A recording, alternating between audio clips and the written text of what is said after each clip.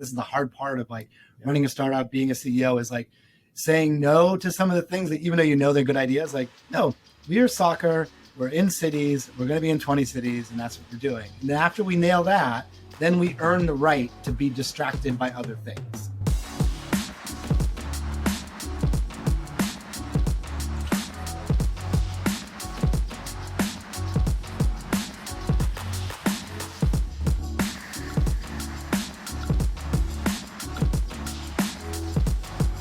Welcome back to the Fitt Insider Podcast. I'm your host, Joe Veneri.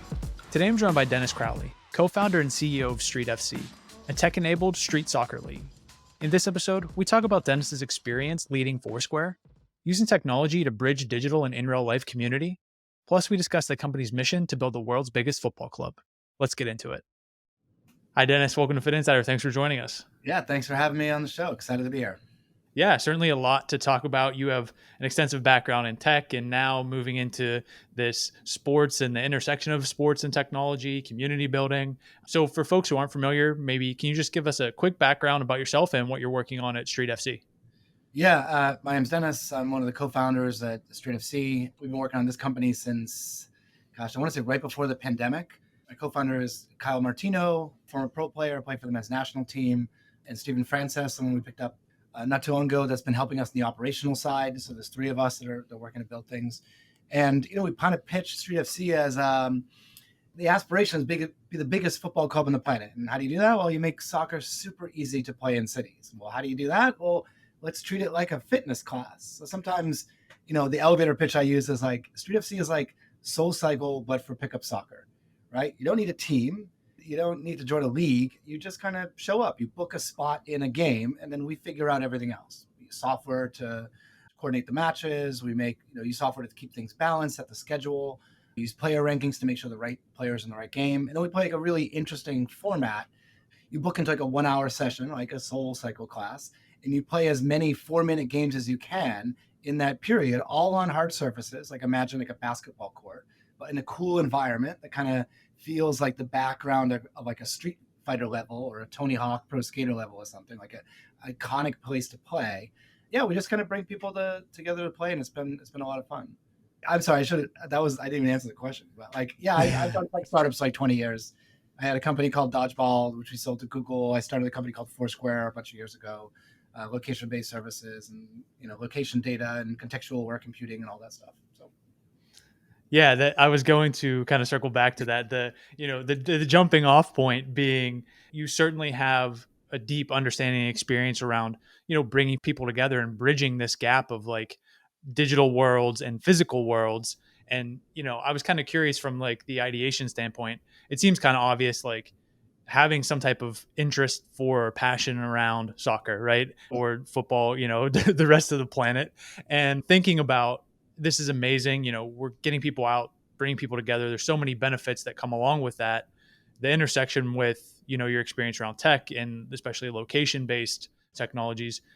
Where was it transitioning from like, hey, we can just get people together, maybe text them, or maybe it's on an email chain or WhatsApp and just like get a game together, to like, oh, we can actually build something totally comprehensive of this digital and physical realm? Kyle is the one that came to me a couple years ago. This is when I was still working at Foursquare, and he was running for U.S. soccer president, and we just kind of got connected. I also, like, one of my side hustles, I run a Division 4 soccer team up in Kingston called Kingston Stockade, and so we kind of just overlapped. And he pitched me on the SoulCycle for soccer thing, because there's 1,000 different like pickup apps, and none of them really work because there's no consequence for not attending. And I don't mean like, if you pay, then you're more likely to show up, but there's no moderator, like any other fitness class, there's an instructor, there's someone in charge of it, like an MC. And so, one of the core ideas is, in addition to, booking a spot instead of, entering a team into a league, let's also make sure that there's infrastructure. Like the court is there, all the equipment is there. There's a game captain there to check people in and make sure everyone's doing great and having a good time and resolving any conflicts. And, it's just like make it as easy as possible to play. Remove all the friction from playing soccer. Especially, we talk about soccer in cities, but like soccer in cities, it's hard and it's expensive. Like I'm in New York.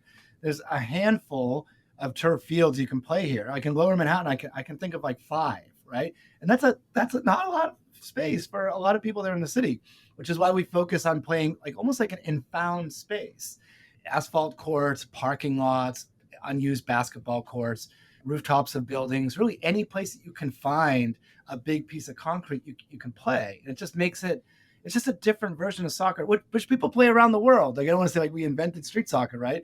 But you pitch it to people in the US and they're like, that's crazy. Why would I play on concrete? It's like, well, that's how people play everywhere else.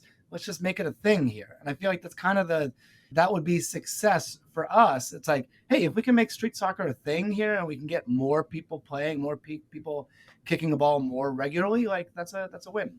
Yeah, I think it's interesting utilizing space wherever it is in this found space. You see in general, even with sports like basketball or tennis, you have to build this infrastructure, which takes a ton of money, and you have to find that space. And then when you do that, it's also kind of there's this exclusivity that comes around it. Now, sometimes you have to pay just to access it, or you have to wait, or maybe you don't ever get to access it. And now we're seeing this a lot with pickleball, which is interesting that it's Yeah, like, how do all these developers like build these courts and who gets to use them, and how does yeah, that all play out? So there's the found element is certainly interesting. Thinking about the kind of why or motivating factor, you mentioned like the SoulCycle for fitness would definitely make sense. Like, you have to have this slot, and kind of unlike sports leagues, it's not a team, like, which creates all types of different yeah. complications. It's like, it's a person, you show up and play. Is it, in terms of compelling people to participate, hey, just come out and have a good time and be social? Hey, this is a physical activity fitness thing. Hey, it's just getting you back into sports, or maybe some combination of all those things.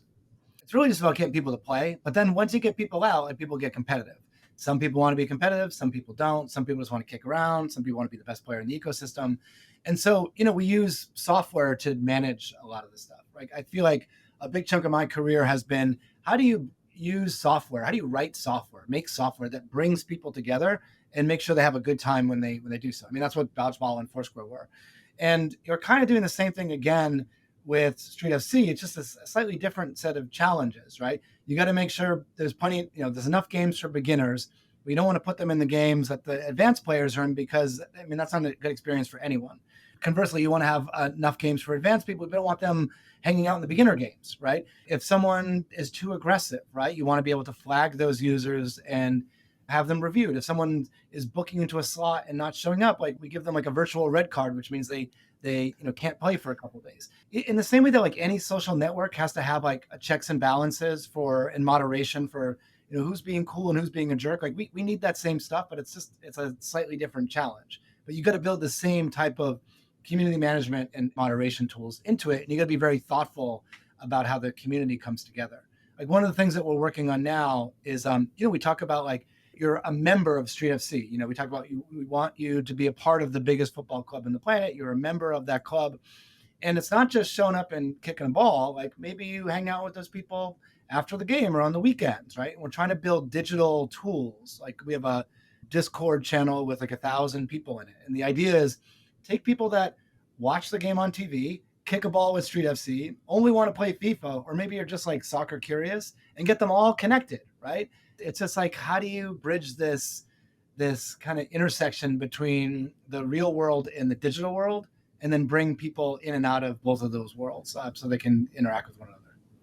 Yeah, I think that's one of the more interesting pieces of what you all are doing, is that especially during COVID, you had all these conversations around digital community and what is connectivity and digital campfires. And it almost felt like in some ways the pendulum swung all to one side, and people were like, we're talking online, but we're not engaging in person. We miss the social connection. We miss coming together around things.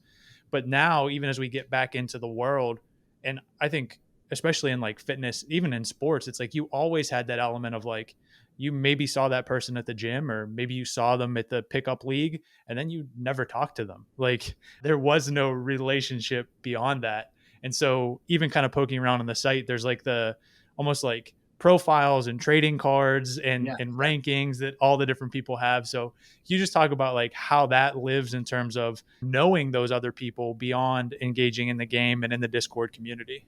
The chat stuff is pretty straightforward. It's just like, how do you stay connected with these people without having to like ask for everyone's number, The idea, it's like, hey, after you play, you rate everyone in the game. Like you saw the player cards, which are meant to kind of look like as if they came out of the FIFA video game, right? It's like very inspired by that. And you have a connection to these people in the app, and then we also want you to bring that into the Discord channel, right? So like your Street FC account is connected with your Discord. So like if you've played 100 games with Street FC, your card turns purple. We call it like the Hundo Club. You played in 100 games, and then you carry that status with you into the digital community. So like as you're chatting with people, you're like, oh, well, this person's from Atlanta and this person's played 100 games, and just trying to bridge those things. It sounds so obvious when you just talk about it. Yeah, of course that's the way it should work. But I don't know anyone else that's really doing this. Like we're kind of making some of this stuff up as we go, which is super fun, right? And so, like we talk a lot about what are the other perks that we can offer members, either in real life or via digital. Like we just did an event with EA Sports, for example, to hype up FIFA 23, right? And it was like a launch party, and we had events in 4 different cities. And the people that got invited were a mix of people that EA brought to us, and then we went out and picked out like, okay, well, who are the most dedicated, hardcore, super Street FC players in each of these cities? Like, let's get them access to this thing. And then they get digital downloads so they can download the game. We gave away a couple PlayStations and Xboxes. It's just kind of like a cool way of mixing these communities together. And we're just figuring out how to get brands involved too, which is really interesting.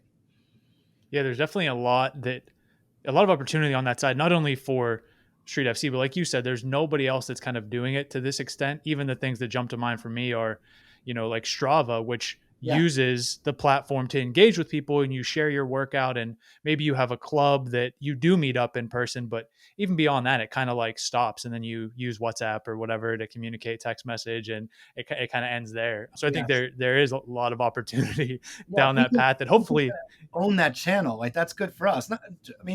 From like a business perspective, yeah, because everyone's kind of talking within Street FC tools. But it also just allows us to connect people and offer people special access to stuff either online or in the real world. Like, oh, here's a free pair of sneakers, or here's a free subscription to such and such, or hey, we're all going to do a watch party for these World Cup matches or whatever in these different cities. So like it's all sorts of things that we can start to do when you connect with those like members outside of just playing in the games. For sure. You mentioned doing this kind of FIFA launch in 4 cities. To this point, how many cities are you in? How is that kind of expansion playing out? You obviously have the kind of like almost marketplace supply and demand dynamics. You mentioned, making sure that there's enough games for the right people and getting them engaged. So you just talk about like the cities, the expansion, and how that's evolving. Yeah, we're in 5 cities now. It's New York, Philadelphia, Austin, Atlanta, and Minneapolis. And the goal is to at least play one game in 5 new cities by the end of the year, right? Just to like get the embers going, right? So we can start building out those communities. But the plan is ultimately bring it to 20, 30, 50 cities across the US. And, I kind of have my eyes set on the World Cup 26 in the US. It's a long way out, but like, I think games are going to be in 17 cities. We should be in all 17 of those cities. And like really any major city that's going to have watch parties and excitement around that, like that's something that Street FC we should have a presence there, and we should have not just a presence, but like a huge community of players, fans, or people that are just like soccer lurkers, soccer curious, like interested in it.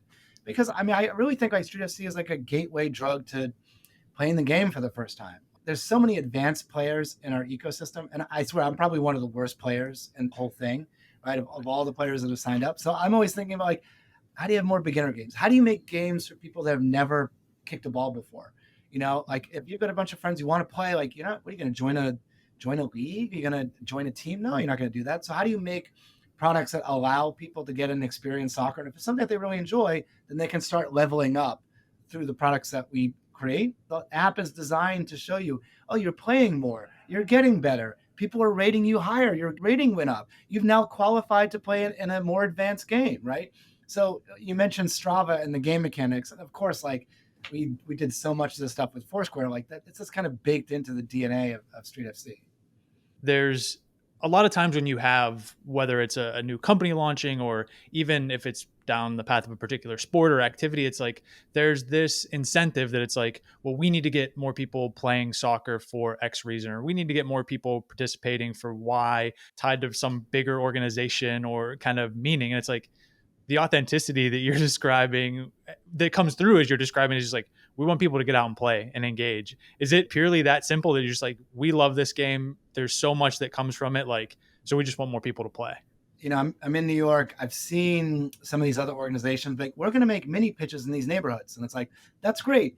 And every time you walk by the mini pitches, they're locked up. It's like, what's the point? I've never seen anyone play on these things.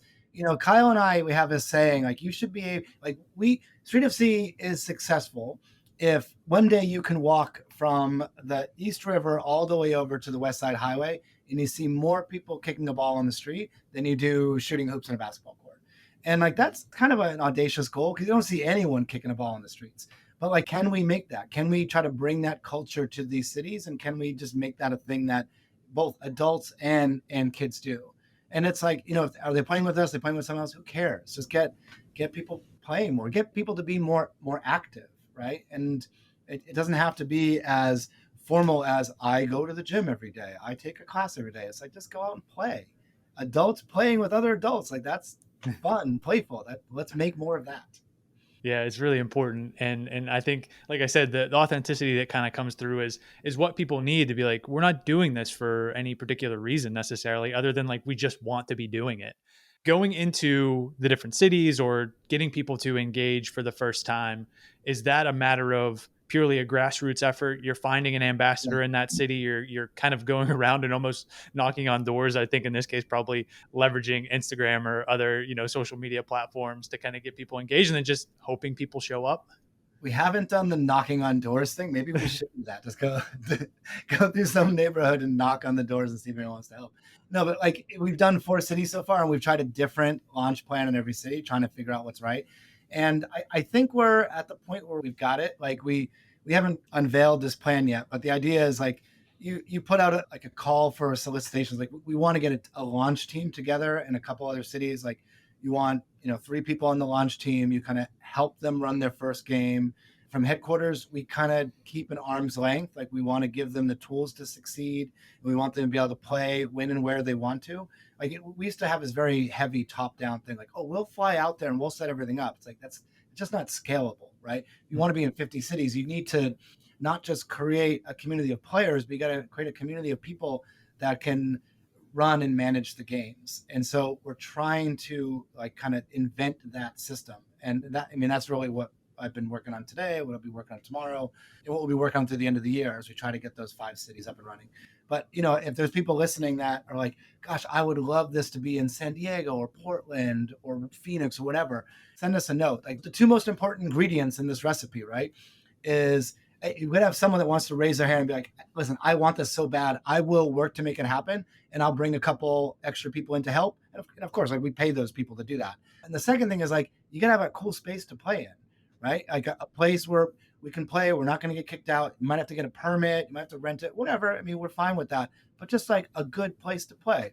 The ball isn't going to go into the street, knock someone off a bicycle in a safe, well-lit area. It's not going to flood when it rains. Like, there's like a whole, finding a good space to play is harder than you would think. And when you find a really good one, you want to hold on to it. So those are the things we need help with. Yeah, there's the elements of community, but both in person and digitally. And then there's playing, coming together, the sport itself, and then the digital tools that you mentioned that you're able to kind of leverage to do that, launching the cities. One of the other things you kind of hinted at this, oh, we partnered with EA Sports and we did this thing, and maybe we can give away shoes and the brand partnerships that come along with that. I think one of the other areas that obviously early in the development, but succeeding in is the branding and the merch. Mm-hmm. I mentioned this when we got on the call. The shirt is pretty sick. I think overall, when you look at like the Instagram and the clips and some of the things you're putting out, you mentioned one of your partners is like, hey, he's on that and he's really good at it. Is it more intentional than that? Just thinking about like, hey, how do we also make this super compelling so that when people are wearing this merch, when people do see it and when brands see it, they want to engage with us? I wish I could say it was more intentional. Like Kyle, my co-founder, he's just got a really good eye for design and colors and fabrics and the way things feel. And, in the same way, it's like, listen, we're kind of making Street FC so we can go out and play because we want to play. You make stuff you want to wear. It's like, I wish I had a hat that looked like that. I mean, like this is probably the most boring of the swag. Like, we have some rad stuff. And because like you make rad stuff because you want to wear rad stuff. I think that the most interesting thing you're talking about, like the Instagram, right? Like the product is like infinitely photogenic, right? Like when you come and play at some of these awesome locations, and that's the blessing of having a cool location. Like our best location in New York is on a rooftop. There's like graffiti on the roof. It's well lit. I mean, it's just a cool space. We didn't make the space. The space was there. We found it. We got the permission to play on it. But every time you shoot up there, it's like, man, this just looks so cool. And it like it sells this. It sells itself. People see the pictures, they see the videos, they want to come and play, and then you walk up in the rooftop and like, holy cow, this thing's amazing, right? And so we've been able to pull in all these a whole bunch of sponsors that have wanted to do stuff with Street FC. And another co-founder of ours, Steven, who's our COO, he's come up with this idea, which is like, oh, well, we make billboards that you can play on. And so, we did a partnership with the Red Bulls, the MLS team, and we did a partnership with Bundesliga, the German top flight league. And, they've partnered with us to take the courts that we have and we paint the courts, not to look like a soccer court or soccer field. We paint it like to look like a billboard for them. And then, you paint the lines on top of that, and then people play on top of the billboard. And then all the photos and everything shows up on Instagram. Like it just looks so much like it looks cool anyway. And then their logo's like on the court. And so this idea has a lot of traction and a lot of stickiness with brands. And we have a lot of inbound interest from people that want to do this.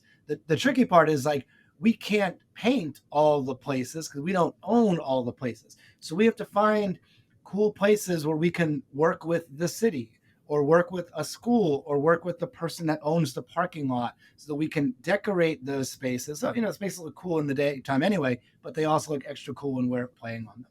That's been a pretty good business driver for the company too. Like if you rewind 6 months, because we raised about $2 million in funding to grow the company, which is awesome. We have a great group of investors. And, we're putting together the story for like, how does the company work? And at one point, it's almost like a math problem. Like, well, if you want to make X amount of dollars, you have to sell X amount of slots and people have to pay for subscriptions. This means this amount of games, this amount of players. And it's like, you could grind it out and make the math problem version of Street FC work. Or the other version is like, hey, we just have this like really cool community of people that want to play, that want to talk about what we're doing, are posting on social media. And like it's almost like an advertising vehicle, which is where the sponsorship stuff is happening. The stuff with EA Sports, the stuff with Bundesliga and the Red Bulls. It's really exciting because I feel like we're kind of inventing this new format. And I mean, all this credit goes to Steven with the billboard you can play on idea, but it's like, it's awesome. We've been pitching this and people love it. And so it's like, how do we bring that to more cities? And then how do we use that to finance the Street FC expansion into as many US cities as we can get into?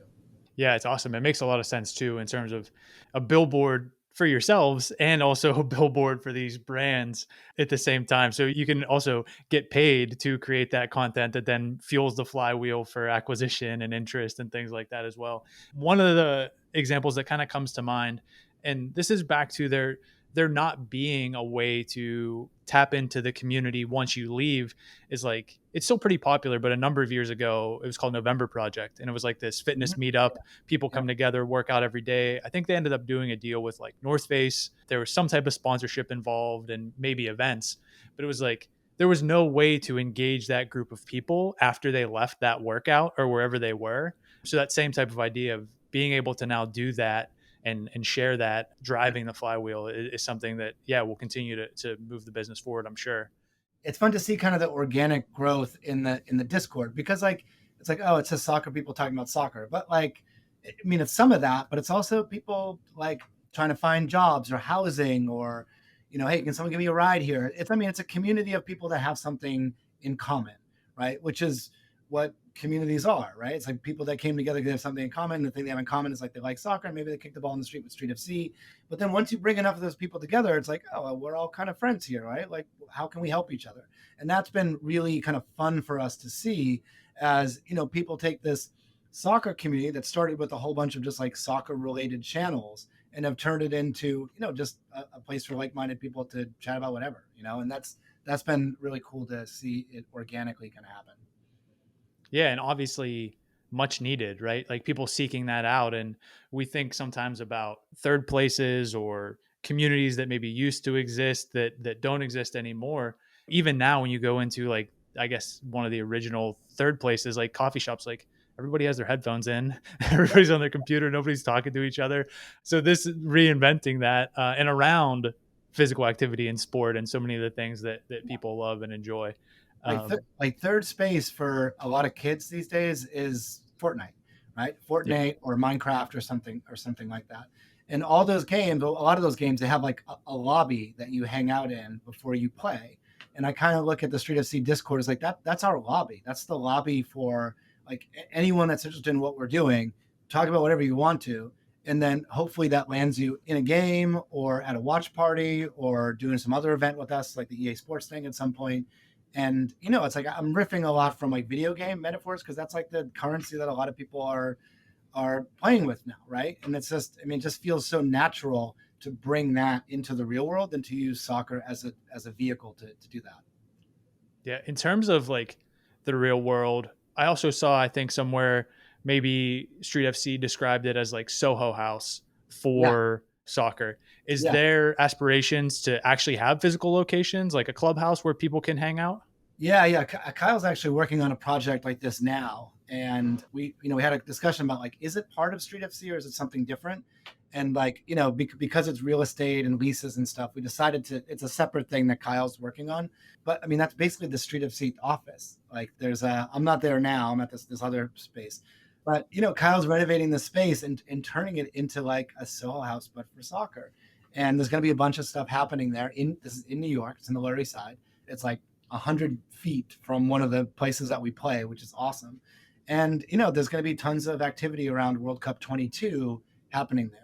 And most days, like, that's where Street FC goes to work. Like, we sit at the bar and connect to the Wi-Fi and do work. And then the idea is that eventually it will turn over and the way people coming to hang out and either work there or just hang out at night. And it's a really cool idea. It's just another way to get the community and bring them together in real life. And I bet what we end up doing is, like, if you are a Street FC member, you will either get access or you'll get discounted access to that other member driven space, which I think is really cool. Yeah. Announcement TBD on what that space is and what it becomes. I hope it's like Kyle is watching this and he's like, "What are you doing? Let's just talk about this."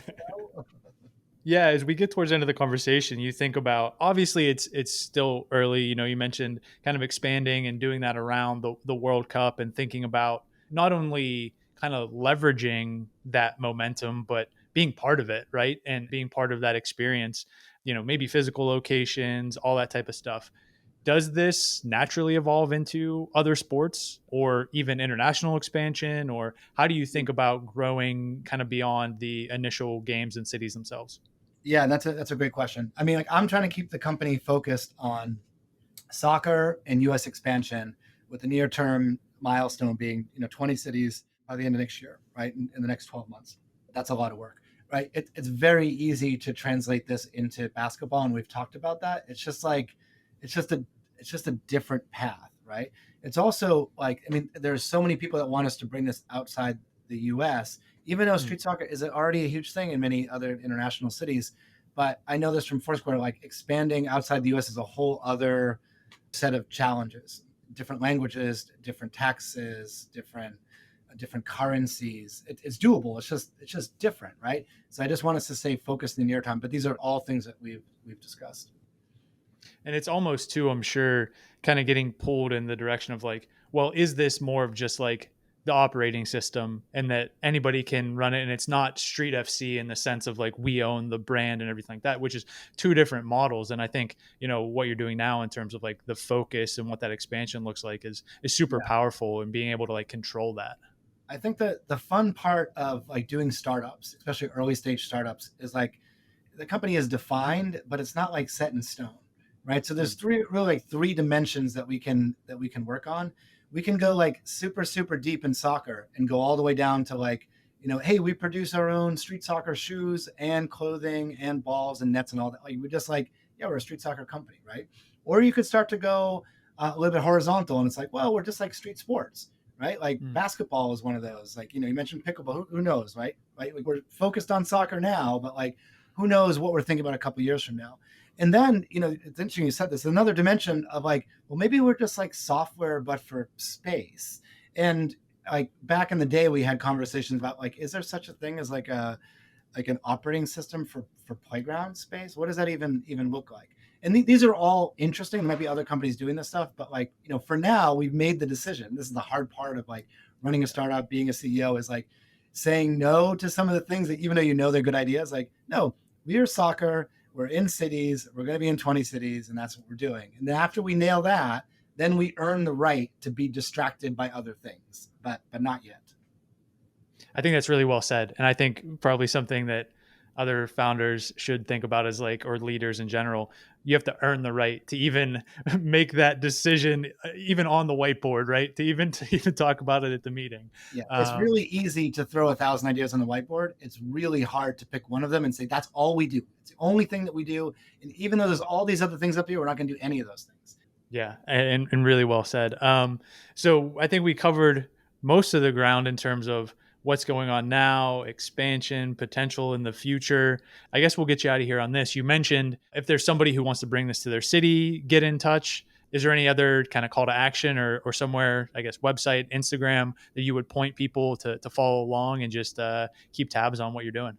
Yeah, I'll give you all this stuff, right? So it's just at Street FC. It can't be any easier on Instagram and all the other socials. So there's a Street FC website, which you can go to, and it will lead you down the path for like, I know a great place to play. I want to help you launch. So let us know about that. I'm just at Dens on Twitter. So I'm always happy to answer things. If you send the email and it goes into a black hole, or it feels like it does, like just reach out to me directly. The other thing is, it's like we need help to launch this thing. We're building software and we're launching cities, but like it doesn't work without the community's help. And so we need people to raise their hand and say, I want to help bring this to my city. And we need people to raise their hand and say, I found an amazing place. This is the sickest place ever. Someone's going to run some games here. Like, bring that to us. But we might be like, hey, listen, we chose a random city in the middle of nowhere just because like there's a rad place to play. And then, for any like sponsors or brands or just people that are thinking about like what we're building and the community that we're building, like that billboard you can play on thing is awesome. And we need help bringing that to more cities. And so we'd love to work with people as we think about how to make that big. Yeah, it's awesome. A lot of cool stuff going on. Certainly encourage folks to hit you up and we'll be keeping tabs on everything you got going on. So thanks for making some time today. Really enjoyed it. Yeah, this is super fun. Thanks for having me. And then I look forward to connecting in the future.